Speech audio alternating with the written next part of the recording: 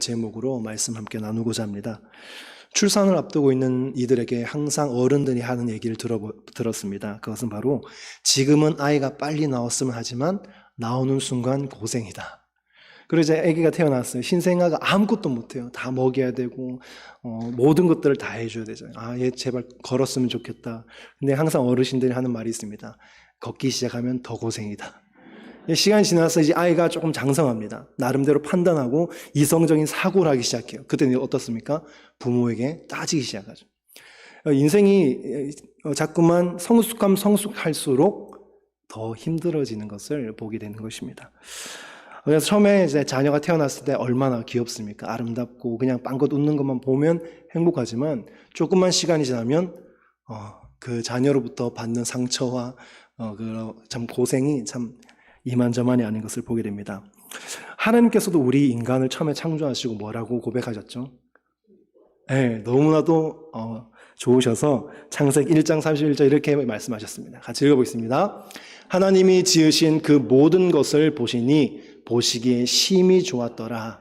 저녁이 되고 아침이 되니 이는 6째 날이니라. 하나님께서 왜 인간을 창조하시고 이토록 기뻐하셨을까요?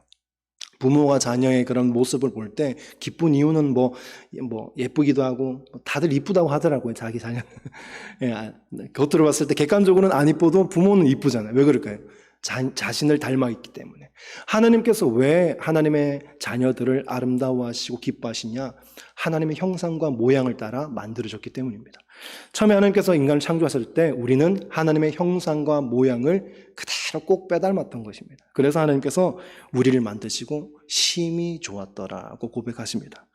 그런데 안타깝게도 인간이 이 땅에 많아지고 번성하게 되면서 하나님의 이 형상을 잃어가기 시작했습니다. 오늘 창세기 6장 1절에서 2절 말씀은 이렇게 말하고 있습니다. 같이 읽어보겠습니다. 사람이 땅 위에 번성하기 시작할 때 그들에게서 딸들이 나니 하나님의 아들들이 사람의 딸들의 아름다움을 보고 자기들이 좋아하는 모든 여자를 아내로 삼는지라. 항상 성경을 보면 구속사적인 관점에서 하나님의 그런 구속사를 이루어가는 그 계열이 있고요. 하나는 그것을 대적하는 세력들이 나옵니다. 그것을 볼 때 하나님의 아들들은 하나님의 뜻을 이루어가며 하나님의 이 구속사적인 그 사역을 감당하는 계열입니다. 그리고 사람의 딸들은 무엇입니까? 그 하나님을 대적하며 하나님 뜻을 거스르는 세력들을 말합니다. 그런데 이 두 세력이 섞이기 시작하는 것입니다. 하나님은 이것을 굉장히 원치 않으셨죠. 하나님의 백성은 거룩함을 유지해야 되는데 이 사람 둘이가 섞이기 시작하면서 이 땅에 죄가 관영하기 시작합니다. 하나님의 형상을 잃어버린 인간들에게 하나님은 다음과 같이 말씀하십니다. 창세기 6장 3절 말씀을 같이 읽도록 하겠습니다. 같이 읽습니다. 여호와께서 이르시되 나의 영이 영원히 사람과 함께하지 아니하리니 이는 그들이 육신이 됨이라. 그러나 그들의 날은 120년이 되리라 하시니라. 동물과 인간의 근본적인 차이는 무엇이냐? 바로 인간은 하나님의 영이 있습니다. 하나님께서 인간을 만드시고 그 코에 생기를 불어넣으시니 생명이 되었다고 성경은 말하고 있습니다. 창세기 2장 7절 말씀을 같이 읽어보겠습니다. 같이 읽습니다. 여호와 하나님이 땅의 흙으로 사람을 지으시고 생기를 그 코에 불어넣으시니 사람이 생명이 되니라. 우리가 작년부터 계속해서 마스크 전도를 하고 있잖아요. 마스크 전도 이름 무엇이죠? 루아흐죠. 루아가 바로 하나님의 숨, 생기, 성령, 여기 창세기에 나오는 그 단어입니다. 하나님의 생명이, 하나님의 그 숨이 우리 가운데 불어넣어 주시니 우리는 영적인 존재가 되었다고 성경은 말합니다. 그런데 어떻습니까? 하나님의 이 형상을 잃어가게 되면서 나중에 보면 우리가 육신이 되었다고 얘기합니다. 영의 존재였는데 육신의 존재가 되어버렸다고 하나님께서 말씀하십니다. 많은 사람들이 여기서 120년이라는 단어가 나오죠. 그러나 그들의 날은 120년이 되리라. 이 120년을 간혹 어떤 이들은 이것이 노아 방주를 짓는 시간으로 생각하기도 합니다. 그러나 오늘 우리가 성경에 좀 정보들을 찾아가면서 노아 방주를 과연 몇 년 동안 만들었을지 좀 이것을 좀 찾아봤으면 좋겠습니다. 먼저 홍수 심판이 언제 있었냐는 말씀을 찾아보겠습니다. 창세기 7장 11절 말씀입니다. 창세기 7장 11절 같이 읽습니다. 노아가 600세 되던 해 둘째 달 곧 그 달 11의 날이라. 홍수가 언제 시작했냐면요. 노아 나이 기준으로 600세였습니다. 그렇다면 만약에 노아 방주를 만드는데 120년이 걸렸다고 하면 노아는 언제부터 방주를 만들었어야 됐죠? 네, 480. 노아가 480세에 방주를 만들기 시작해야만 노아 방주를 짓는 시간이 120년이라는 말이 되는 것입니다. 다음으로 우리가 찾아볼 것은요, 바로 노아의 아들 셈과 함과 야벳이 언제 태어났냐는 것입니다. 왜냐하면요, 노아 방주를 만들 때 이 아들들이 있었기 때문입니다. 그래서 셈이 언제 태어났냐? 창세기 5장 32절 말씀을 같이 읽도록 하겠습니다. 같이 읽습니다. 노아는 500세 된 후에 셈과 함과 야벳을 낳았더라. 노아가 이 자녀를 낳았던 나이가 언제냐? 500세입니다. 그러면 500세에서 600세까지 몇 년입니까? 100년. 방주를 가장 오랫동안 만들었다 하더라도 100년입니다. 100년 미만이에요. 그런데 여기서 조금 더 줄어드는 것을 보게 되는데 바로 세 아들의 결혼의 시기를 우리는 성경을 통해서 찾아볼 수 있습니다. 창세기 6장 17절에서 18절 말씀을 같이 읽어보겠습니다. 같이 읽습니다. 내가 홍수를 땅에 일으켜 무릇 생명의 기운이 있는 모든 육체를 천하에서 멸절하리니 땅에 있는 것들이 다 죽으리라. 그러나 너와는 내가 내 언약을 세우리니 너는 내 아들들과 내 아내와 내 며느리들과 함께 그 방주로 들어가고. 이 말씀은요, 아직 홍수가 있기 전입니다. 아직 방주를 짓기 전이에요. 그런데 지금 누가 있습니까? 노아의 아들들과 며느리가 있었다는 것입니다. 그래서 노아가 첫째 아들 낳았을 때 나이가 몇 살이죠? 500세. 500세고 이 아들이 출가까지는 하지 않았죠. 결혼할 정도의 장성한 나이로 우리가 볼 때 그냥 대충 잡읍시다. 한 20년. 20살에 결혼했다면 방주를 언제부터 만들었을까요? 520년 이후죠. 그러면 방주를 몇 년 동안 만들었냐? 그래서 학자들은 계산해 보니까 아마 한 70, 80년 정도 방주를 만들었지 않을까 생각합니다. 그렇다면 먼저 현대인의 성경을 한번 살펴보도록 하겠습니다. 현대인의 성경은 이것을 감안해서 노아 방주를 이렇게 말하고 있습니다. 6장 3절 하반절 현대인의 성경을 같이 읽어보겠습니다. 같이 읽습니다.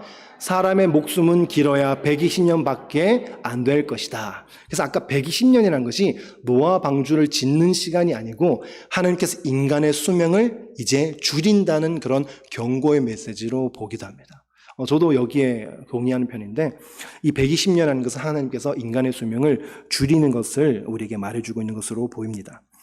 하나님께서 노아 홍수를 기점으로 인간의 수명을 이제 급격하게 낮추기 시작합니다. 왜 그럴까요? 살아봐야 죄만 더 많이 짓는 것이죠. 그래서 하나님께서 인간의 수명을 낮추시게 되는데 많은 사람들이 홍수 이전에 사람들이 많이 살았잖아요. 무두셀라 같은 몇 살 살았죠? 969세 살았죠. 노아는 몇 살 살았죠? 막 정보가 나옵니다. 굉장히 많이 살았습니다. 굉장히 긴 시간 살았습니다. 그래서 처음 교회를 접하는 초신자들이나 학생들이 이 말씀을 볼 때 도저히 믿을 수 없어요. 이 성경 말도 안 된다. 어떻게 900살 살 수 있어? 그런데 한번 그림을 보여주셨습니까? 홍수에 저기 보면요, 앞에 이제 노아나 아브람도 많이 살았죠. 무드셀라도 많이 살았죠. 막 900대 살았던 많은 사람들이 저 위에 있습니다. 그런데 홍수라는 글씨 보입니까? 홍수를 기점으로 인간의 수명이 급격하게 떨어지는 걸 보게 됩니다. 그래서 저 끝에 왼쪽에 있는 그림에서는 모세가 이제 120세를 살게 되죠. 그 다음 오른쪽에 있는 그림 보면 다윗인가요? 마지막에요? 다윗은 이제 70년을 살게 됩니다. 지금 나이와 이제 비슷해지는 것이죠. 홍수를 기점으로 인간의 수명이 굉장히 떨어지는 것을 보게 됩니다. 과거에 홍수 이전에 인간의 수명이 이토록 길 수 있었던 것이 왜 그럴까? 그래서 이런 것들에 대해서 과학적으로 공부하고 연구하는 사람이 이렇게 기사를 낸 것이 있습니다. 신문을 한번 보여주셨습니까? 네. 인간의 수명 900살 가능했다. 왜 가능했냐? 궁창 위에 물이 있었기 때문에 그 물막이 인간으로부터 오는 좋지 못한 그런 자외선 같은 것들을 막아줬고 이 지구에 충분한 수분과 또 인간이 살기 좋은 그런 습도를 유지해줬기 때문에 당시에 인간의 수명이 길 수 있었다고 말을 합니다. 네, 창세기 1장 6절에서 7절 말씀을 같이 한번 읽어보겠습니다. 같이 읽습니다.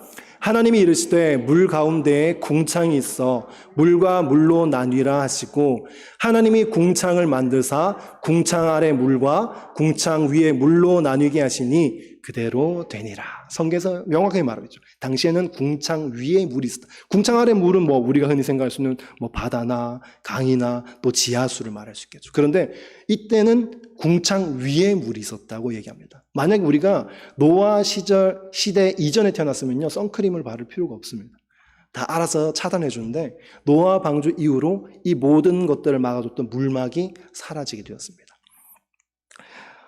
우리가 오늘 창세기를 통해서 우리가 알 수 있는 것은 처음에 하나님께서 인간을 만드셨을 때 우리는 하나님의 형상과 모양을 따라 만들어졌습니다. 그러나 인간이 이 땅에 번성하게 되면서 죄가 들어오게 되고 타락하게 되는 것을 우리는 보게 됩니다. 그래서 하나님께서는 인간의 수명을 이 노아 홍수를 기점으로 굉장히 많이 줄이는 것을 보게 됩니다.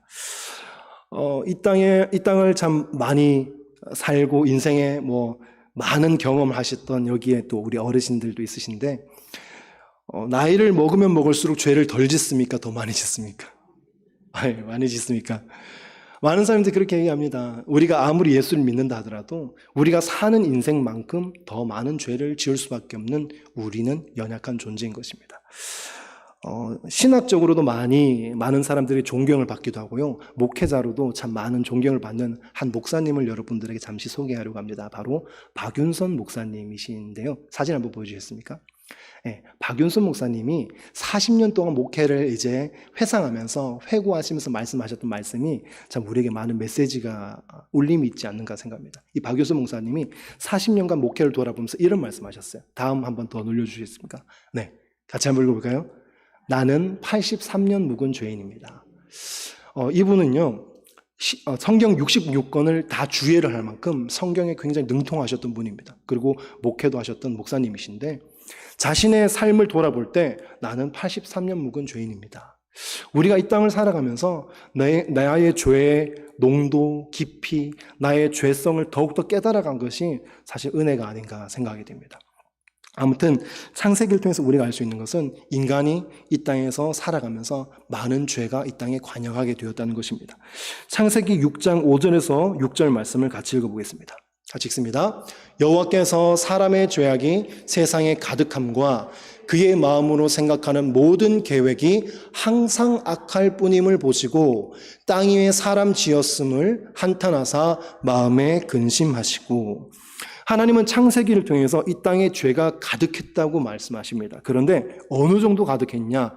모든 계획이 항상 악했다고 표현합니다. 얼마나 죄가 가득했단 말입니까? 사람의 모든 계획과 생각하는 것이 악했다고 성경은 묘사합니다. 그런데 이 창세기 6장에는 인간의 어떤 죄가 당시에 있었는지를 구체적으로 언급하지 않습니다. 그래서 죄에 대해서 가장 상세하게 다루고 있는 성경이 어디일까? 제가 생각해 볼 때 로마서 1장 29절 말씀이 아닐까 생각합니다. 로마서 1장 29절 말씀을 같이 한번 읽어보겠습니다.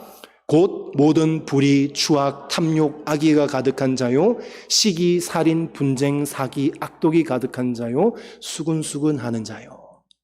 당시 로마를 향한 바울의 편지를 통해서 많은 온 인류들이 어떤 죄를 짓냐? 이런 죄를 짓는다라고 말하고 있습니다. 그런데 창세기 당시에도 이런 죄가 많이 있었겠죠. 그런데요, 마태는 이 노아 시대의 죄악에 대해서 악독, 살인, 미움 이런 죄를 다루지 않고 다른 관점에서 노아 시대의 죄를 판단하고 있는 것을 보게 됩니다. 마태복음 24장 37절에서 39절 말씀을 같이 읽어보겠습니다. 같이 읽습니다. 노아의 때와 같이 인자의 임함도 그러하리라. 홍수 전에 노아가 방주에 들어가던 날까지 사람들이 먹고 마시고 장가들고 시집가고 있으면서 홍수가 나서 그들을 다 멸하기까지 깨닫지 못하였으니 인자의 임함도 이와 같으리라.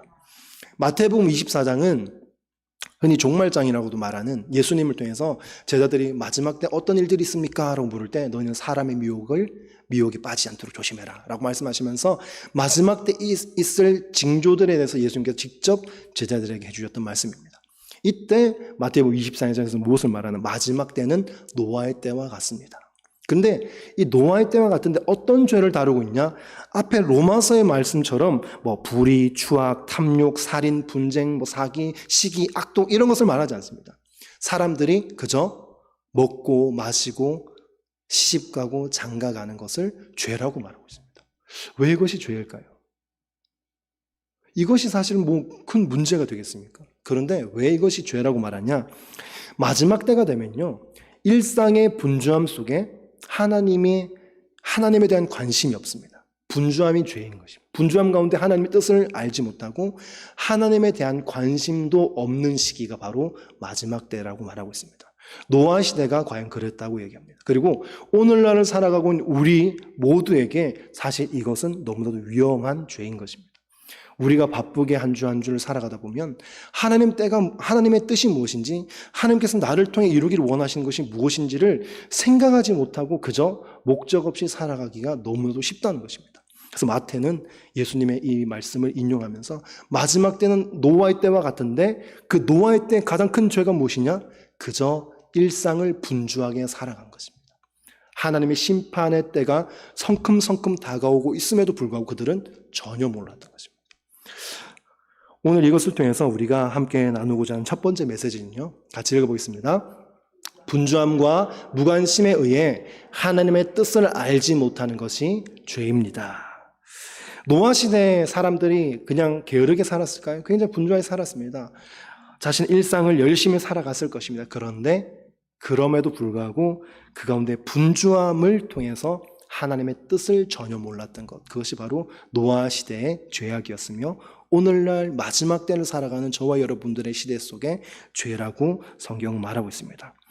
또한 큰 죄는 무엇이냐? 아까 우리가 읽지는 않았지만 로마서 1장 29절 말씀, PPT에 띄워주시기 바랍니다. 로마서 28절인가요? 28절 말씀은요, 29절에 있었던 그 죄의 목록들이 있죠. 그 목록들의 근본적인 문제였습니다. 같이 한번 읽어보겠습니다. 그들의 마음에 하나님 두기를 싫어하며 하나님께서 그들을 그 상실한 마음대로 내버려 두사 합당하지 못한 일을 하게 하셨으니, 사실 우리는 드러난 죄에 대해서만 관심을 가져요. 뭐 살인, 뭐 불의, 탐욕, 악의, 악독, 시기, 뭐 수군. 그런데요, 이 죄가 드러난 것보다 더 중요한 것은요, 이 죄를 만들어내는 우리의 마음인 것입니다. 28절은 무엇을 말합니까? 그들의 죄가 무엇이냐? 하나님에 대한 관심이 없는 것입니다. 하나님을 마음에 두기를 싫어하매라고 얘기합니다. 그래서 마지막 때 가장 큰 죄는 무관심과 분주함인 것입니다. 두 번째로 저와 여러분들이 오늘 말씀 통해서 함께 나누고자 하는 것은요, 같이 읽어보겠습니다. 하나님께서는 의롭게 살아가는 성도에게 하나님의 사명을 맡기십니다. 많은 사람들이 분주함 가운데 하나님께서 나에게 무엇을 원하신지를 생각하지 않고 살아가요. 그리고 하나님에 대한 관심도 없어요. 그냥 이 땅을 살아가는 것, 무엇을 먹을까, 무엇을 마실까, 무엇을 입을까에만 관심을 갖고 살아가는 것. 그런데 그때 노아는 어떻게 살았습니까? 의롭게 살아갔다고 성경은 말하고 있습니다. 하나님께서는 이 노아를 주목하시죠. 그래서 노아에게 사명을 맡겨주십니다. 창세기 6장 8절에서 9절 말씀을 같이 읽어보겠습니다. 그러나 노아는 여호와께 은혜를 입었더라. 노아는 의인이요 당대 완전한 자라. 그는 하나님과 동행하였으며. 그래서 노아가 의인이라는 것은 죄가 전혀 없는 사람이라고 얘기하는 것이 아닙니다. 당시의 모든 사람들과 비교할 때 노아는 의를 행하기 위해서 몸부림쳤던 사람입니다. 그리고 완전했다고 해서 노아가 진짜 흠이 없다는 말이 아니에요. 당시의 모든 사람들이 하나님과 관심 없이 하나님의 거룩함과 전혀 상관없이 살아갈 때 노아는 몸부림을 쳤던 사람입니다. 그리고 하나님과 동행했다고 말하고 있습니다. 오늘날 이 분주함 가운데 하나님 뜻과 전혀 상관없이 살아가는 이 시대 속에서 저와 여러분들은 하나님 앞에 의롭게 살아갈 수 있는 복된 성도가 되기를 간절히 소망하고 축복합니다. 그렇게 될 때 하나님은 그 사람들을 주목하십니다. 그리고 그에게 사명을 맡겨주시죠. 창세기 6장 14절 말씀을 같이 읽어보겠습니다. 너는 고페르 나무로 너를 위하여 방주를 만들되 그 안에 칸들을 막고 역청을 그 안팎에 칠하라. 하나님께서 노아에게 방주를 만들라고 말씀하십니다. 하나님은 이 노아 방주를 만든 사건은 사실 하나님이 사랑하는 사람을 보존하는 일도 되지만 노아의 입장에서 볼 때 자신의 생명을 구원할 수 있는 은혜를 입는 것입니다. 그렇죠. 저는 사실 이 본문 중에 너를 위하여 방주를 만들 때 이 말씀이 사실 많이 와닿습니다. 너를 위하여. 하나님의 말씀 순종하는 것 같은데 정작 그 혜택은 누가 받습니까? 노아와 노아 가족들의 혜택을 받는 것입니다. 우리가 때로는요, 하나님의 말씀 지킬 때 막 억지로 지킬 때가 있잖아요. 아, 내가 왜 이 말씀 지켜야 될까? 그런데 사실은 우리가 하나님의 말씀을 지키는 것, 우리가 하나님의 사명을 지키는 것은 사실 누굴 위한 것입니까? 나 자신을 위한 것이죠. 너를 위하여 방주를 만들 때 하나님은 이 노아를 주목하시고 노아에게 사명을 맡겨주십니다. 근데 이 사명도 사실 노아를 위한 것이에요. 노아 방주 만드는 게 얼마나 어려웠을까요? 아까 우리가 계산해봤지만 70년에서 많게는 80년. 그 방주를 만드는 것이 얼마나 어려웠을까요? 쉽지 않은 것입니다. 그리고 노아에게 어떤 또 사명을 주셨을까요? 분명히 하나님은 노아를 통해서 당시에 죄 가운데 거하고 있었던 사람임에도 불구하고 노아를 보고 많은 이들이 돌이키기를 원하셨을 것입니다. 하나님께 돌아오기를 원하셨을 거예요. 베드로후서 2장 5절 말씀을 같이 읽어보겠습니다. 같이 읽습니다. 옛 세상을 용서하지 아니하시고 오직 의를 전파하는 노아와 그 7 식구를 보존하시고 경건하지 아니한 자들의 세상에 홍수를 내리셨으며, 물론 이 말씀을 통해서 의를 전파하는 노아라는 이 말씀이 꼭 노아가 막 복음 전하고 전도했다는 말이 아니다라고 해석하는 분들도 있습니다. 물론 그렇게 해석할 수도 있겠지만 하나님의 성품과 하나님의 사명자를 볼 때 노아가 혼자 살려고 방주를 만들었을까요? 분명히 노아는 방주를 만들면서 주변에 있는 많은 사람들에게 전했을 겁니다. 얼마 후에는 반드시 비가 내리게 될 것이며 이 모든 땅이 잠기게 될 것이다. 이 방주는 하나님께서 만들려고 했고 이 방주에 타면 너도 구원받을 것이다. 노아는 분명히 하나님의 말씀을 전했을 것입니다. 그런데도 안타깝죠. 아무도 그 배에 탄 사람이 없었다는 것입니다. 세 번째로 우리가 말씀을 함께 나누고자 하는 것은요, 같이 읽어보겠습니다. 하나님의 사명을 이루는 데 있어서 장애물은 반드시 있습니다. 하나님의 명령이에요. 노아에게 방주를 만들라. 하나님의 명령이면요, 순탄해야 되잖아요. 그런데 그렇지 않습니다. 노아가 방주를 만드는 이 과정이 사실 쉽지가 않아요. 첫 번째로 어떤 장애물이 있었을까요? 사람들의 시선과 비난입니다. 창조과학회에 의하면요, 이 방주 사건, 노아 홍수 사건 이전에는 비가 한 번도 오지 않았다고 얘기합니다. 물론 이것은 그들이 과학적으로 연구했을 때 얘기한 거기 때문에 우리는 그냥 도움을 얻는 정보로 보면 됩니다. 진리는 아니죠. 근데 비가 오지 않은 그런 상황 속에서 노아가 비가 내린다고 하니까 사람들이 얼마나 황당했을까요? 비를 본 적이 없어요.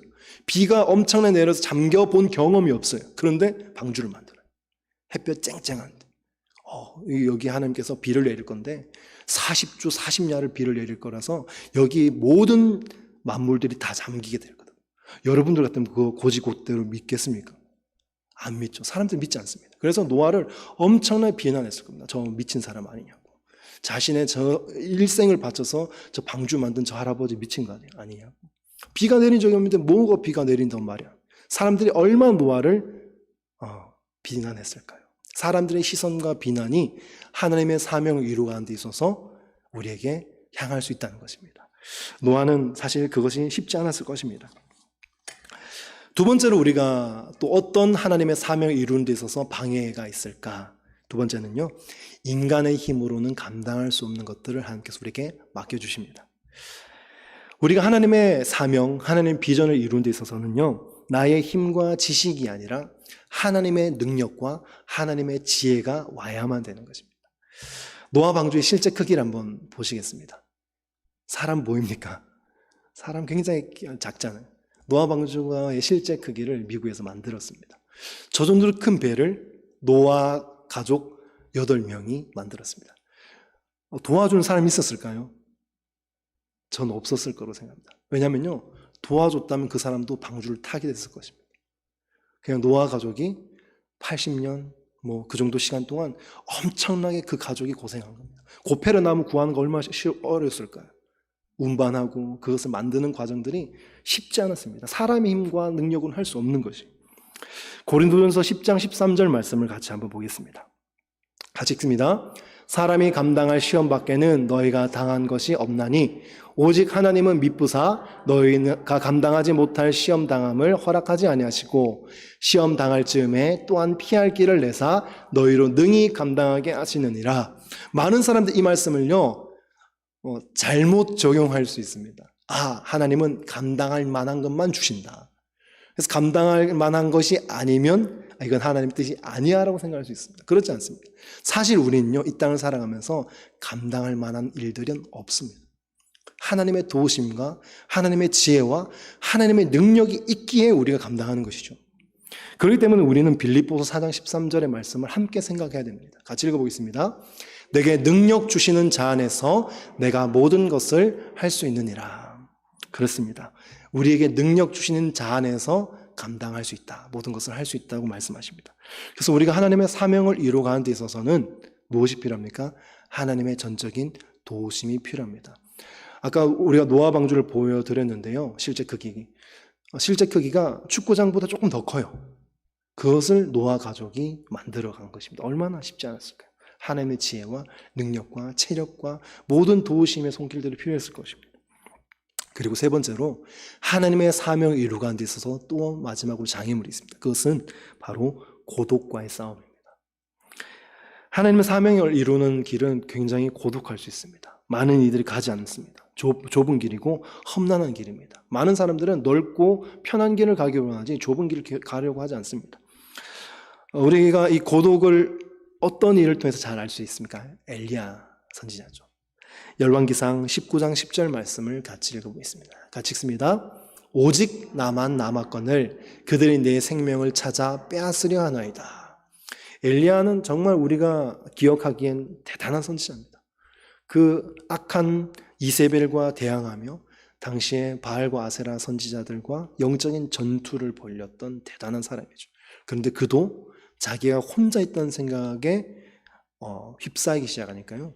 하나님께 뭐라 그러죠? 차라리 내 목숨을 걷어가 주세요. 나만 혼자 남았습니다. 라고 얘기하는 거예요.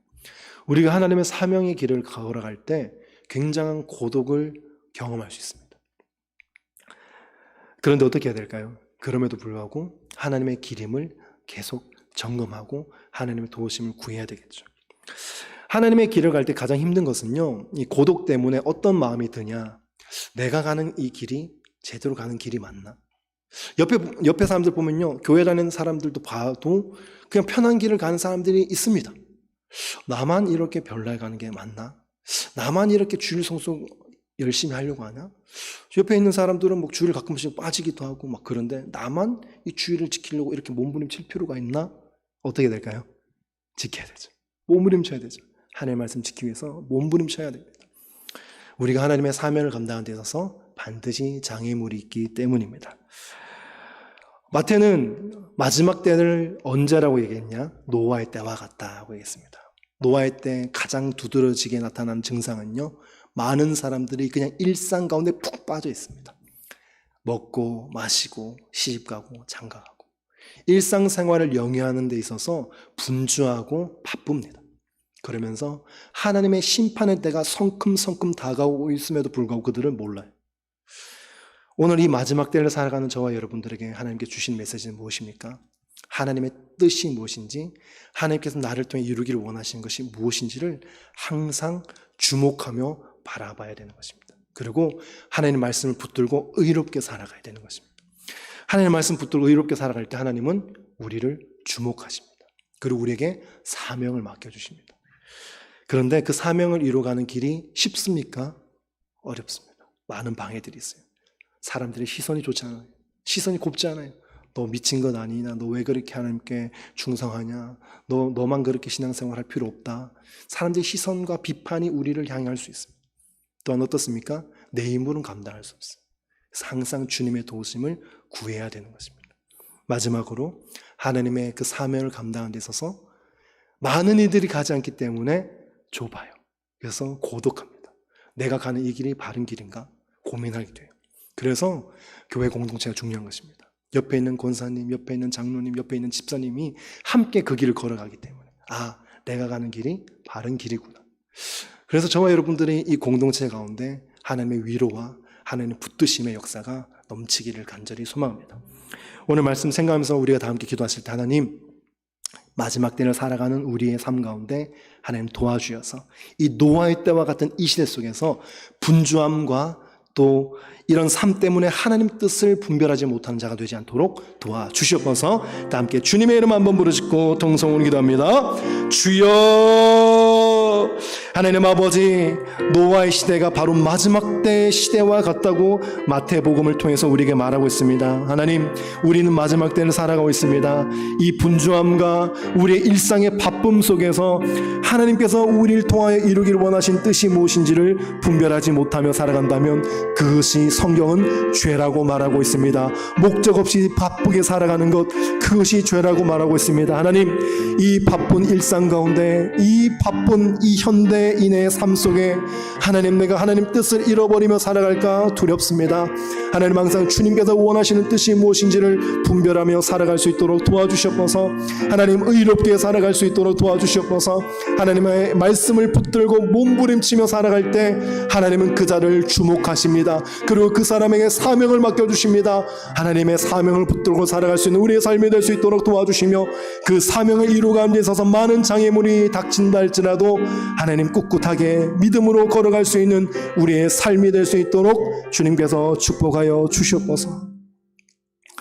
하나님 아버지, 노아 시대 때 많은 죄악들이 있었겠지만 마태복음을 통해서 우리에게 주시는 죄는 무엇입니까? 일상을 바쁘게 분주하게 살아가느라 하나님의 뜻이 없이 그저 목적 없이 살아가는 삶이 죄라고 말하고 있습니다. 하나님, 분주하고 바쁜 일상을 살아가며 하나님께서 날 위한 뜻이 무엇인지, 날 향한 계획이 무엇인지를 전혀 모르고 살아간다면 주님 용서해 주시고, 하나님께 날 통하여 이루길 원하시는 뜻이 무엇인지, 우리 교회를 통하여 이루길 원하시는 뜻이 무엇인지를 분별하며 살아갈 수 있는 복된 성도의 삶이 되게 하여 주시옵소서. 그런 뜻이 있는 자들에게 하나님께서는 사명을 맡겨주시는데 그 사명을 이루가는 데 있어서 많은 장애물이 있을 거라고 말합니다. 노아가 방주를 만드는 그 긴 시간 동안 사람들의 핍박과 조롱들이 있었지만 또 고독한 삶을 걸어갔지만 그럼에도 불구하고 믿음으로 걸어갔던 것처럼 하나님, 우리도 그런 삶을 살아갈 수 있도록 주님 은혜 내려 주시옵소서. 감사